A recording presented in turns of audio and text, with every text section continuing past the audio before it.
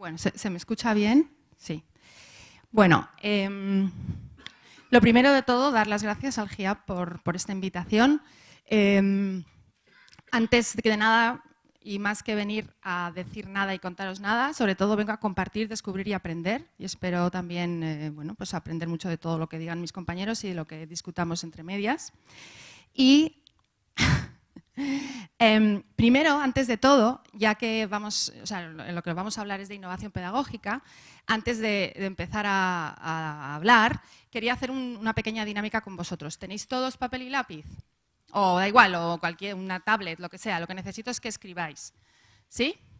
Bien. Pues entonces, lo primero que os voy a pedir es que escribáis algo que recordáis que aprendisteis en el colegio. De repente así, en un segundo, ¿qué aprendí en el colegio? Venga, sí, tiene que ser esto muy ágil, si no, no sirve de nada. Venga. Sí, vamos calentando. ¿Ya lo tenéis? O sea, hay veces que lo que se aprende en el colegio es una cosa que de repente que es surrealista. Da igual, vosotros lo ponéis. No hace falta poner la lista de los Reyes Godos, no. Bien, ya está, ¿no? La siguiente, que me gustaría, esta es solamente que contestéis sí y no. ¿Teníais libertad en clase? O sea, cuando estabais en clase en el colegio, ¿teníais una sensación de libertad? Está fácil.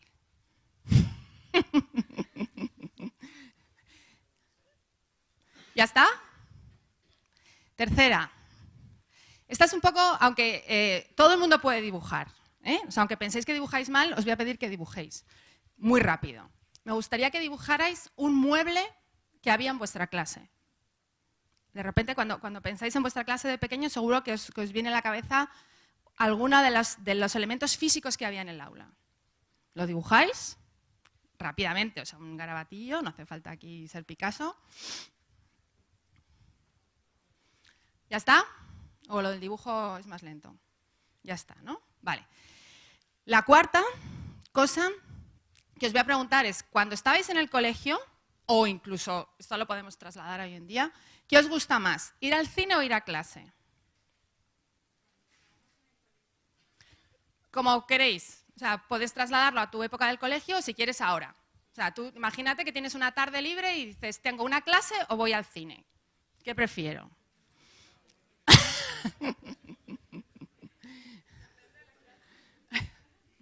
Hombre, también puede ser una clase de cine, pero también puede ser una clase de cine aburrida. Vale. Y la última, simplemente quiero que escribáis lo que os sugiere el término examen en 3 segundos. O sea, examen, y escribís lo que os viene a la cabeza. Esta también es fácil. Bueno, además esto es como un examen, si os dais cuenta. Bien, ¿ya está? Bueno, pues todo esto lo vamos a dejar ahí y ahora iréis viendo para qué lo vamos a usar, ¿de acuerdo? Entonces, ahora ya, digamos que empezaría mi charla oficial. Puedes pasar, gracias. Y entonces, como esto es una charla disruptiva, no sé si habéis oído el término educación disruptiva, que es un poco lo que yo voy a hablar y lo que voy a intentar convenceros de que tenéis que hacer en vuestro puesto de trabajo, pues voy a empezar diciendo 2 cosas que las mujeres nunca decimos, que es lo que peso y los años que tengo. Entonces, peso 60 kilos, esto es mentira, peso más, pero bueno, y tengo 43 años, ¿vale? Este es el comienzo. Es increíble que tengo 43 años, sí, de los cuales 38 es muchísimo. Esos 38 años he estado dentro del sistema educativo, metida ahí. He estado 19 como estudiante y llevo ya 19 como profesora, ¿no? Porque mi primera clase la di con 24 años en el año 1994.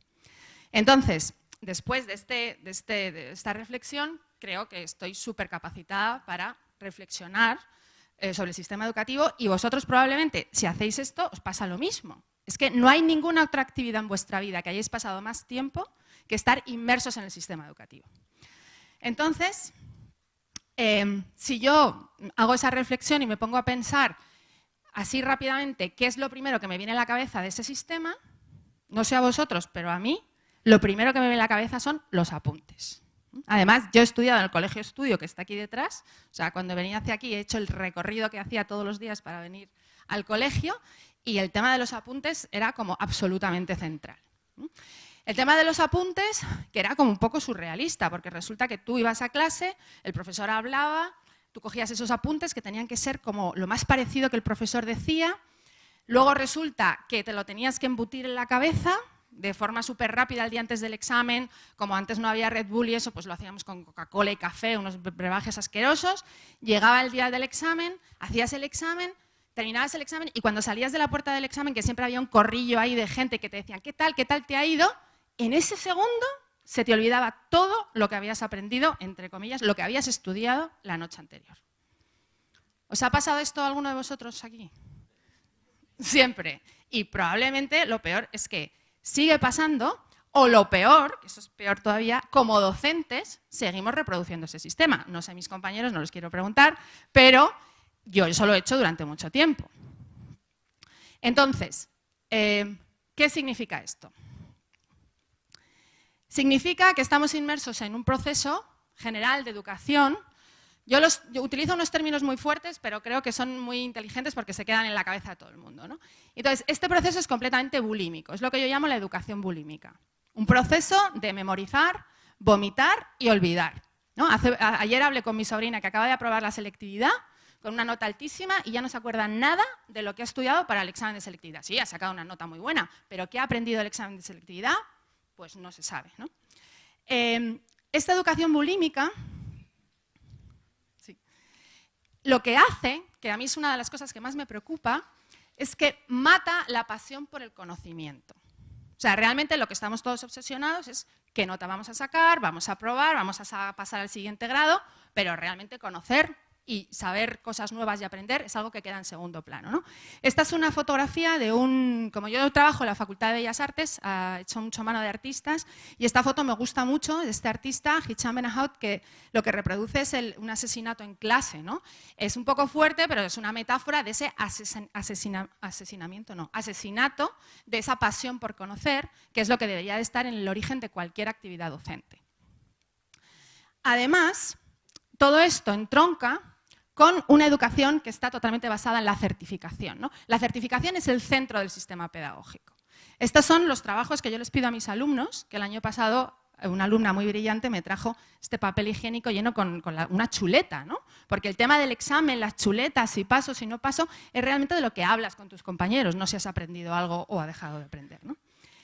Y esto también yo lo denomino como educación por simulacro. Es un tipo de educación en la que realmente no aprendemos, sino que hacemos que aprendemos, ni enseñamos, sino que hacemos que enseñamos, ¿no? Aquí está este chiste de Miguel Brieva, que dice, está esta niña Eulalia, que entre clase y clase dibuja unas cosas increíbles, ¿no? Y le dicen, Eulalia, otra vez pintarrajeando la pizarra en lugar de repasar la lección de ayer como el resto de tus compañeros, ¿no? Porque realmente ella cuando aprendes entre clase y clase, porque entre clase y clase lo que está haciendo es ese proceso bulímico, etcétera, etcétera.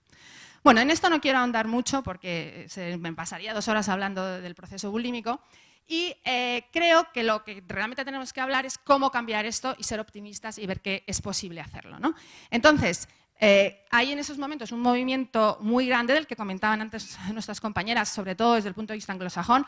Todos habéis visto los vídeos de Ken Robinson, conocéis a Sugata Mitra, si veis las charlas TED, las 12 charlas TED de educación, bueno, pues hay un montón de gente que está demandando este cambio en el sistema educativo, pero el problema es que, por lo menos para mí, mucha de esta gente habla de que hay que hacerlo, pero no nos dice cómo llevarlo a cabo. Entonces, para deciros cómo hay que llevarlo a cabo, he escrito este libro. ¿Puedes pasar, por favor?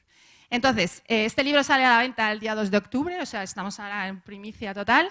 Se llama Reduvolution, haciendo una mezcla entre revolución y educación. Es un libro de Paidós.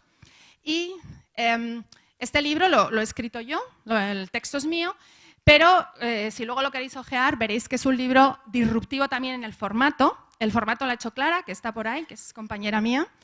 Y lo hemos hecho de una forma muy diferente a un libro tradicional porque nos damos cuenta de que los libros de pedagogía son muy feos. No sé si manejáis muchos. Bueno, en general cualquier libro teórico como académico es como que no te da ganas de leerlo, ¿no? Entonces nosotros hemos hecho un libro con todas sus ilustraciones, pues que es radicalmente opuesto a eso y que además necesita de la participación del lector. Hay muchísimas cosas para hacer dentro del libro, de tal manera que el libro al final se transforma en una especie de cuaderno de campo más que en un libro. Entonces yo lo que os voy a contar muy brevemente es qué hay dentro de ese libro. Antes de nada, quería deciros que hemos creado en Facebook una comunidad, una página que se llama Reduvolution, que insisto en que más que una página sobre el libro, es sobre una comunidad sobre docentes que queremos hacer la Reduvolution. Entonces os invito a participar, porque ahí vamos contando todas las cosas que estamos haciendo en torno al libro y luego también estamos comentando los capítulos y la gente que está haciendo cosas revolucionarias los está comentando y bueno, pues esto creo que es algo interesante. Una vez que os he explicado todo esto, ya voy a empezar un poco el plato fuerte. La clave para mí es esta. Hacer la revolución supone pasar de un paradigma moderno y obsoleto de la enseñanza a un paradigma posmoderno. En el paradigma posmoderno he elegido a Lady Gaga como representante, que no es que sea una persona que especialmente me guste, pero sí que creo que reproduce lo que son las características de nuestro mundo posmoderno, ¿no? Una persona que no se sabe muy bien qué de sexo es, una persona súper mediática, una persona de lo que hay más imágenes que cualquier otra cosa. Entonces nosotros, queramos o no, como profesores y estudiantes vivimos en este paradigma, pero resulta que las instituciones y un poco como la inercia del sistema nos sitúa en este, ¿no? Entonces, ¿qué es lo que necesitamos para pasar de uno a otro? Esta es una foto que me encanta, que representaría este cambio, ¿no? Lo que necesitamos es invertir el proceso. Y, bueno, ese sería el índice del libro. Todo el libro está organizado así, como con fichas y con dinamos, etc. Y vamos a pasar ya al primer capítulo, que se llama Lo que los profesores enseñamos no es lo que los estudiantes aprenden. O sea, la primera cosa para hacer cambiar el cambio de paradigma en educación es aceptar esto. Entonces aquí pasamos, lo que quiero que me digáis es qué habéis puesto cuando os he preguntado esto. ¿Qué habéis aprendido en el colegio? A ver, que alguien diga algo. Leer, escribir, al alfabeto.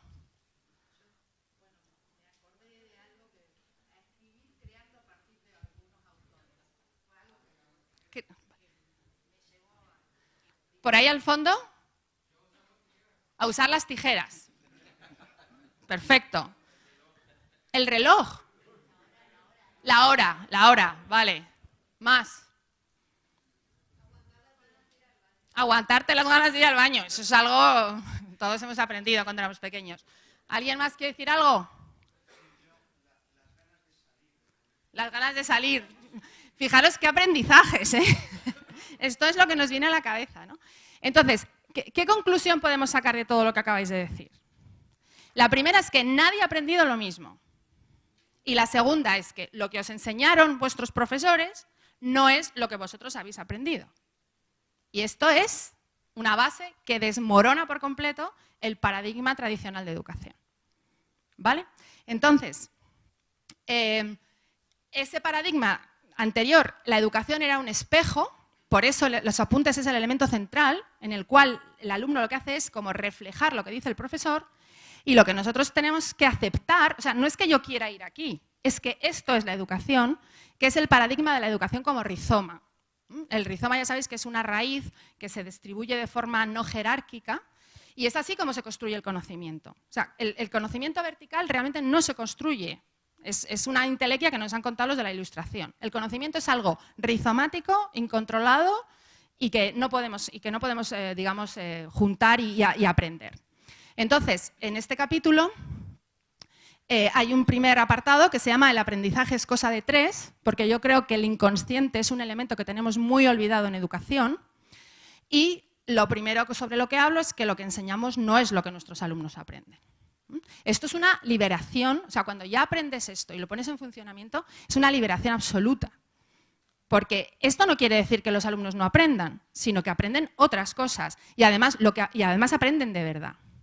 ¿Qué es lo que los alumnos aprenden? Pues lo que hemos demostrado con el primer ejercicio, que lo que tú aprendes tiene que ver con tu biografía, con tu experiencia, con lo que pasó en tu clase, y es siempre diferente, ¿no? De cortar con tijeras, a aguantarte las ganas de ir al baño, a aprender a escribir a partir de textos de otros, son tres cosas absolutamente diferentes. Y una cosa muy increíble de lo que ha ocurrido aquí cuando os he preguntado es que nadie habéis dicho un solo contenido. Han sido todo procedimientos. ¿Vale? Entonces, esta es una de las cosas que se trata al principio del libro. Voy a ir un poco rápido porque si no, no me va a dar tiempo. La siguiente, por favor. La siguiente. La siguiente cosa que está muy conectada con ese tema del inconsciente es no vemos que no vemos, como se llama el segundo subcapítulo, y tiene que ver con algo para mí muy importante que son las pedagogías invisibles. Seguramente que vosotros habéis oído muchas veces hablar del currículum oculto. Este término está conectado con eso. Y esto tiene que ver con lo que enseñamos de forma no explícita a nuestros estudiantes.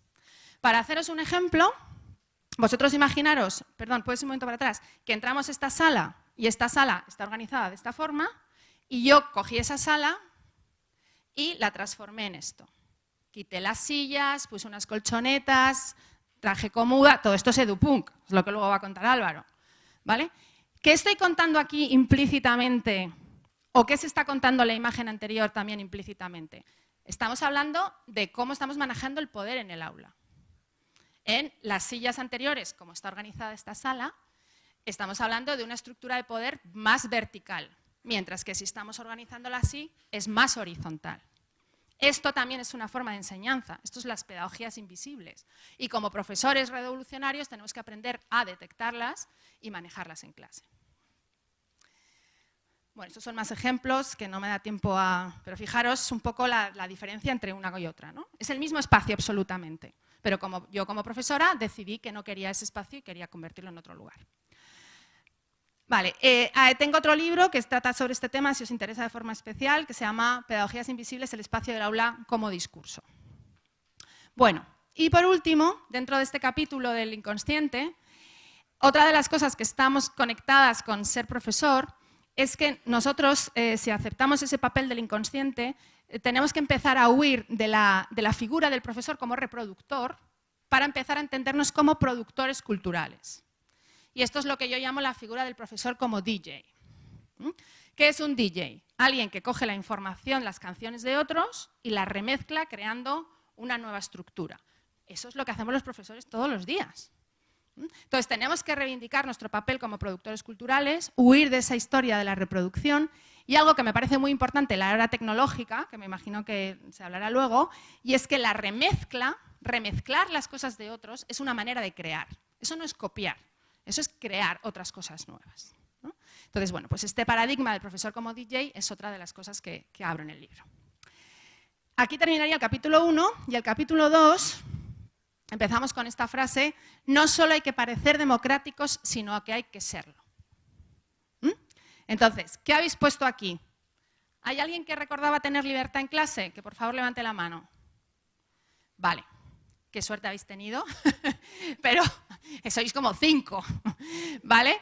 Entonces, esto demuestra que el aula es un sitio en el que no hay libertad. En el que muchos de nosotros, si nos preguntan en la calle, por supuesto que nos entendemos como democráticos, pero luego llegamos al aula y la democracia ahí, pues, vamos, no existe por ningún lado.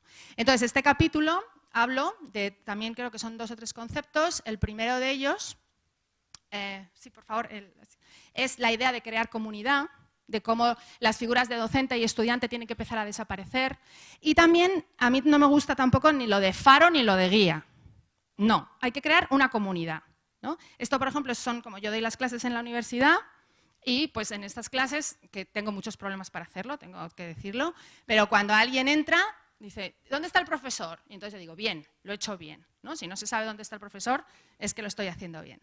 Esta es una idea clave, la idea de crear comunidad. Otra idea clave, por favor, sí, sería aceptar lo que es el reverse mentoring o la educación a la inversa. Y es lo muchísimo que aprendemos de nuestros estudiantes. Y más en la era de Internet, donde el conocimiento ya no está depositado en la figura del profesor, sino que está en la nube, como realmente una clase tiene que ser un intercambio de información, ¿no? Esto es, por ejemplo, mis alumnas dándome clases sobre los temas que a ellas les encanta, que es el manga, Un tema al que yo tengo muchísimos prejuicios, pero luego ellas me cuentan, me explican y yo pues ahora puedo hablar del manga de una forma diferente gracias a que mis alumnas me han contado eso, ¿no? Y en este capítulo el último tema importante sería el edupunk, que no voy a entrar en él porque Álvaro va a hablar de ello, que es un poco una metodología, paraguas, un término para entender todas estas metodologías que no son las tradicionales, ¿no? Y que yo creo que él ya explicará mejor. Bueno, nos meteríamos en el capítulo 3, de la clase a la reunión, pedagogía y cuerpo, en la cual lo que me gustaría es que me dijeseis qué habéis dibujado, o incluso si me lo podéis enseñar. Una pizarra, una mesa, el baúl de disfraces, esto sí que es disruptivo, vamos, nunca nadie ha dibujado eso. El jardín de infantes. ¿Y hay alguien que haya dibujado una silla? Una persona. Bueno, ¿y estos muebles os parecían cómodos o incómodos? El baúl de los disfraces sí, pero el resto... Bueno, este tema del mobiliario nos invita a reflexionar sobre este concepto que yo llamo habitar el aula. Para mí, y bueno, para todas estas personas que estamos trabajando en el cambio educativo, consideramos que el aula es un lugar no habitado. Es más que un aula, es una jaula, ¿no? A lo mejor aquí estamos en una conferencia, estamos un ratito, vale, pero imaginaros venir aquí 8 horas al día, 9 meses al año, en un sitio sin luz natural, con unas sillas que yo realmente me gustaría saber quién las diseña, porque es como, o sea, el mobiliario para educación es como lo peor pensado del mundo. Bueno, en fin, no voy a seguir, pero no sé si estáis de acuerdo conmigo o no, que es otra de las grandes cosas que tenemos que cambiar, ¿no? Entonces, en este capítulo, por ejemplo, doy muchas pistas y hablo de nuevos paradigmas en elementos físicos para educación.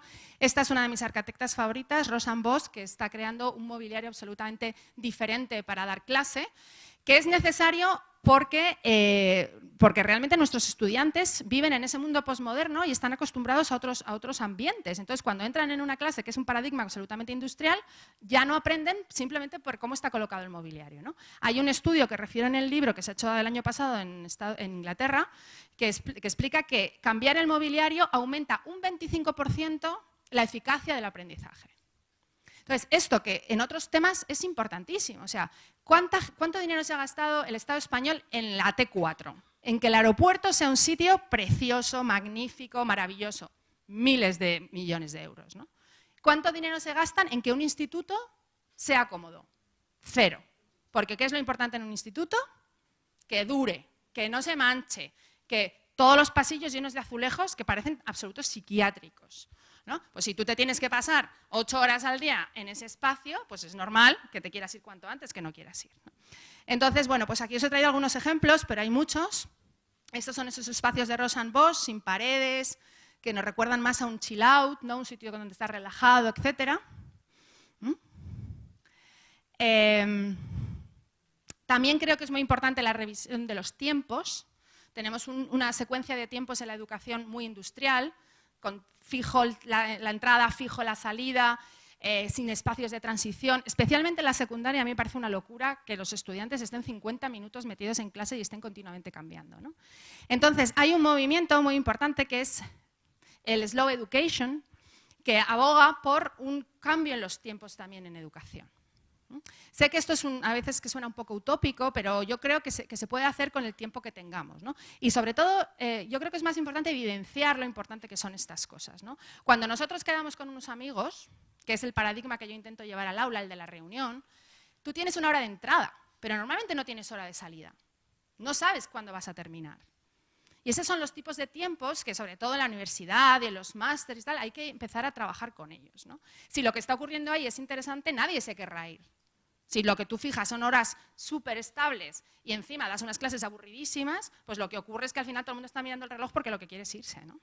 Entonces, el tema de los tiempos me parece también muy importante.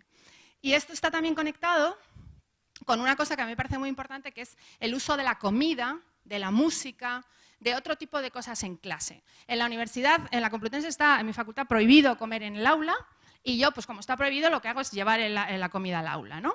Tengo una clase a las 9 de la mañana y de 9 a 9 y media hacemos un desayuno, todo el mundo trae algo, ponemos una tetera eléctrica, o sea, algo de coste 0, Y eso ha mejorado tanto el aprendizaje, simplemente convertir ese momento de estrés, de que llego tarde, de tal, en un momento como de calma y de conocimiento y de que todo el mundo está contento y ya a las 9:30 arrancamos, ¿no? Hay otras personas que están haciendo esto, no sé si conocéis a Jamie Oliver, que es un chef inglés que está haciendo esto, la Food Revolution, y que le interesa mucho qué se come en los colegios, ¿no? La importancia de la comida como vehículo de aprendizaje. O sea que hay más personas reflexionando sobre esto. Sí, pasamos. Bien, el capítulo 4, que es el más largo, no tengo tiempo para aprender porque tengo que estudiar. Esta frase la leí en un tuit y me pareció maravillosa, que es lo que reproduce este simulacro, ¿no? Llevo 38 años de simulacro pedagógico, en lo que lo único que hago es ir acelerado para sacar la nota, pero no aprendo nada, o si aprendo en un videojuego, o aprendo jugando con mi hermano, o aprendo en otras circunstancias, pero en clase resulta que no aprendo, ¿no? Es como una cosa totalmente de locos. Entonces aquí la pregunta que os he hecho es ¿qué os gustaría más, ir al cine o ir a clase? ¿Qué es lo que habéis puesto? Casi mejor. ¿Quién ha puesto ir a clase? Vale. Hombre, a ver, esto es una pregunta con trampa, ¿no? Porque si la clase es buena, yo prefiero 1000 veces ir a clase. Efectivamente, no, y que la clase sea, o sea, no hay nada mejor que una buena clase, pero realmente, al final, todo lo educativo lo relacionamos con lo aburrido, mientras que el ocio, las películas, ir al fútbol, lo relacionamos con lo efervescente, con lo que nos gusta, con lo pasional, y entonces al final hay como esa brecha y no hay forma de que haya intercambio entre esas dos esferas, ¿no? Entonces, este capítulo de lo que hablo es de lo que deberíamos hacer para romper esto, ¿no? Que serían estas 8 cosas. Creo que lo voy a hacer un poco muy rápido porque si no, no me va a dar tiempo, pero una de las cosas más importantes sería pasar de lo descriptivo a lo narrativo. En vez de decir, el calamar tiene 8 patas, no sé qué, tal, cual, pues a lo mejor hablar de Calamardo. Empezar hablando de Calamardo, bueno, veo que hay muchos que no tenéis hijos y no sabéis quién es Calamardo, es un dibujo animado. Bueno, bueno, este es un ejemplo con la cultura visual infantil, pero se puede hacer de muchas formas, ¿no? En el libro pongo un ejemplo de mi profesor de literatura que nos contaba las comedias bárbaras en clase, y yo recuerdo, de las pocas cosas que recuerdo del colegio es cuando él contaba las comedias bárbaras, porque las contaba con una pasión que es que nos quedábamos todos obnubilados mirándole, ¿no? Pero eso es una cosa que pasó en el colegio. Es como lo de menos, ¿no? Entonces, yo creo que pasar de lo descriptivo a lo narrativo y recuperar todo lo que ocurre en una película, en un partido de fútbol, en un concierto, en lo educativo, creo que es una de las tareas pendientes que tenemos que hacer. Otra de las cosas es pasar de lo predecible a lo inesperado. Lo inesperado incluye la sorpresa, incluye el extrañamiento, incluye los detonantes. Estar en una clase y no saber qué es lo que va a pasar te pone en una sensación, en una situación en la que aprendes más que si sabes perfectamente todo lo que va a ocurrir. Y como profesores muchas veces estamos obsesionados, sobre todo al principio, con controlarlo todo, ¿no? Esto de programar por objetivos como a los 10 minutos ocurrirá esto, y a los otros 10 minutos aquello, y a los otros...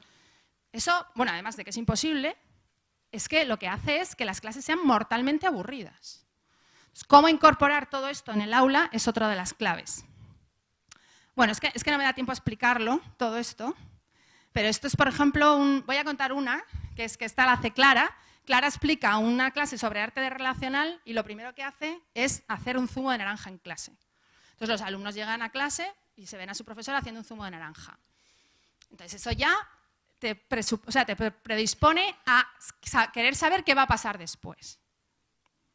Y entonces eso es muy útil para aprender. Bueno, luego, estos son más ejemplos que no me da tiempo contar. Este es otro libro que tengo sobre el tema.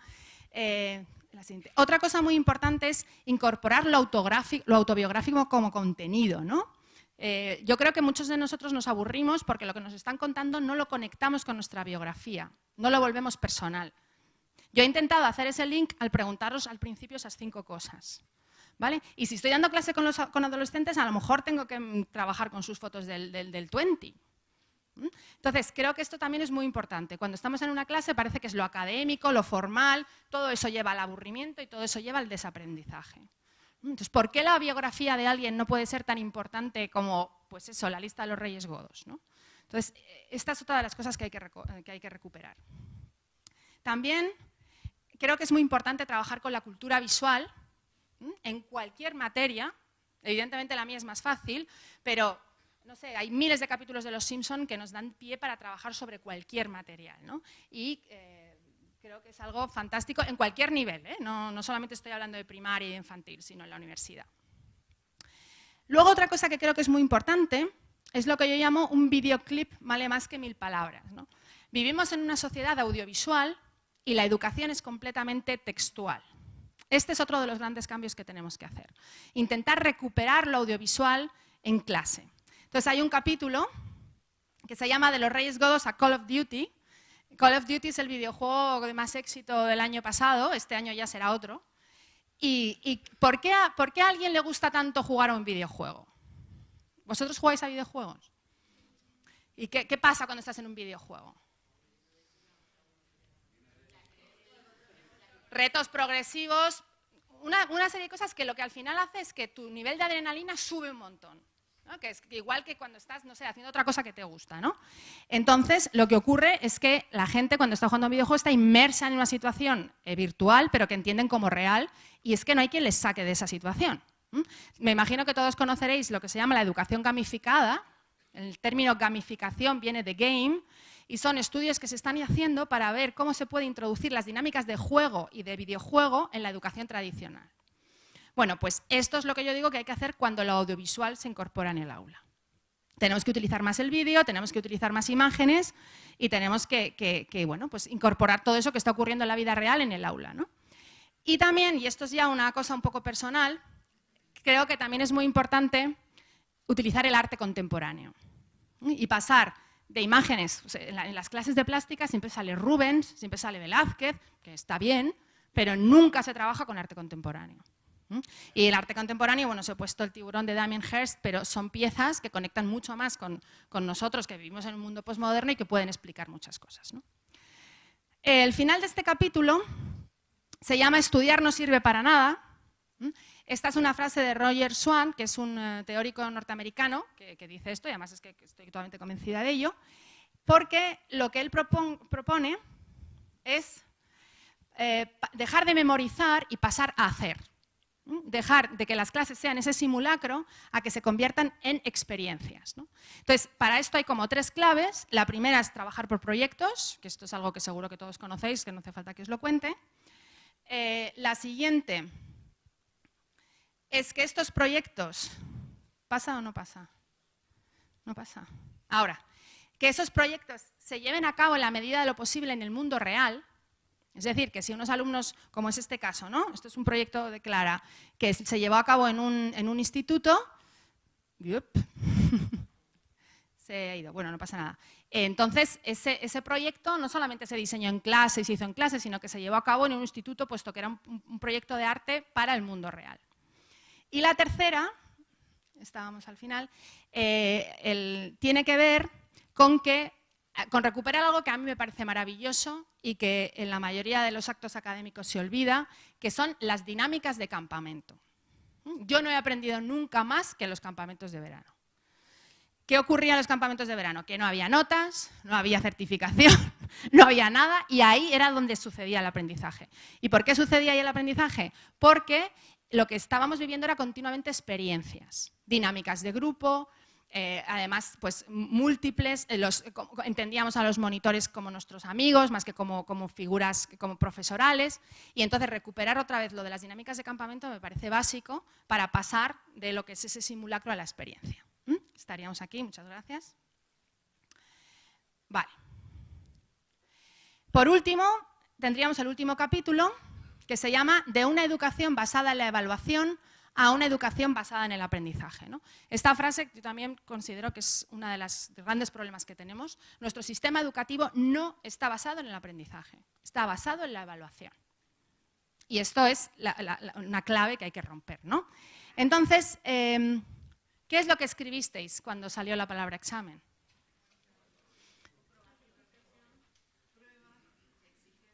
Exigencia, nervios, control. ¿Alguien ha puesto ansiedad? Ansiedad. Yo muchas veces cuando pregunto esto, dolor. O sea, nadie pone aprendizaje. Nadie, nunca, jamás. Entonces, creo que todo lo anterior no se puede hacer sin cambiar también esta última parte, que es la parte de la evaluación. Entonces, lo primero que creo que tenemos que hacer con la evaluación es descentrarla del proceso. Es decir, como estamos en un proceso de cambio, ahora mismo no podemos decir, no se evalúa y ya está. Esto es una utopía. Pero que sepáis que hay muchos sitios donde no se evalúa. En muchas universidades americanas no se evalúa. Hay apto y no apto, fin. Claro, no hay nadie no apto. Después de lo que pagan por ir a clase, todo el mundo va, ¿no? Pero el caso es que la gente va a clase a aprender, entonces no hay nadie no apto. Y normalmente yo cuando hago ese tipo de cosas o cuando voy como estudiante es cuando más aprendo, cuando no tengo notas, ¿no? Entonces creo que una de las cosas importantes es decir, bueno, vamos a poner unas notas, pero eso es secundario, ya lo haremos al final. Ahora vamos a aprender y lo importante es aprender. Entonces, descentrar el proceso, la evaluación del proceso, que creo que es la siguiente, es importante y sobre todo es importante por esto que está aquí. Y es que la objetividad es imposible. No sé si estáis de acuerdo conmigo o no, pero esto es una dinámica que yo hago en muchos de los seminarios que imparto. El último día invito a los diferentes participantes a traer una comida y lo que hacemos es poner notas a las comidas de los demás. Cada uno se inventa un criterio y pone las notas que considera oportuno, ¿no? Entonces, pues una tarta que está evaluado con unos con un 10 porque está riquísima, para otros está evaluado con un 0 porque resulta que engorda mucho. Y entonces esa dinámica demuestra que evaluar es totalmente objetivo. O sea, aunque tengamos los mismos exámenes, los mismos estudiantes y el mismo formato de examen, cada profesor pondríamos unas notas diferentes. Si esta es la base del sistema, esto demuestra que evaluar no sirve para nada. La segunda cosa que yo propongo es que en vez de evaluar debemos empezar a investigar. O sea, cuando yo digo que no hay que evaluar, digo que no hay que utilizar la evaluación de forma tradicional, pero sí que tenemos que saber qué está pasando en el proceso. Entonces, es mucho más interesante mirarnos a nosotros mismos como investigadores cualitativos y a través de los sistemas de investigación, como pueden ser las entrevistas, los cuadernos de bitácora, no sé, diferentes herramientas que hay por ahí, transformar la evaluación en investigación. Esto es un proceso que requiere mucho tiempo, mucho esfuerzo, yo sé que es complejo, pero es un poco el deseo, ¿no? el objetivo al que hay que llegar. Y por último, creo que tenemos que inventarnos otras formas de evaluación, lo que yo llamo la evaluación creativa. Esta es una alumna mía de doctorado que está haciendo su tesis sobre esto, y entonces ella un día decidió que sus alumnos no le hacían ni caso y que lo único que les interesaba era el dinero. Bueno, pues ha cambiado su sistema de evaluación y lo que hace es pagar a sus alumnos con un dinero falso que han creado entre todos. ¿Qué es esto? Ese es el dinero. ¿Vale? En el fondo, bueno, esto daría para otra conferencia de 3 horas, ¿no? Pero lo que ella ha conseguido es subir los niveles de motivación enormemente y sobre todo que los alumnos reflexionen sobre cómo son evaluados. Hasta entonces nunca le habían preguntado, ¿y tú por qué me pones esa nota? ¿Cómo consigo esta nota? ¿Por qué saco esto y no saco lo otro? Y todo este proceso, todo este cambio evaluativo les ha hecho reflexionar sobre la evaluación. Entonces, estos serían los 3 pilares, ¿no? Descentrarla, volver la investigación y diseñar otros sistemas de evaluación que siempre son numéricos. O sea, estamos en un paradigma súper positivista, porque no se puede evaluar con imágenes o con música. O, no sé, es que se me ocurren miles de formas de evaluar que no sean los números. Bueno, pues básicamente con esto he terminado, porque si no, no voy a dejar hablar a mis compañeros, que seguro tienen cosas muy interesantes que decir. Y simplemente, pues termino, igual que termino el libro, la idea de este libro no es hacer una receta, copiar todo esto paso por paso, sino que la idea de este libro es que cada uno de vosotros iniciéis vuestra propia Redevolution cuando estáis en vuestro aula y que entre todos creemos una comunidad que cambie de una vez por todas el sistema educativo. Muchas gracias.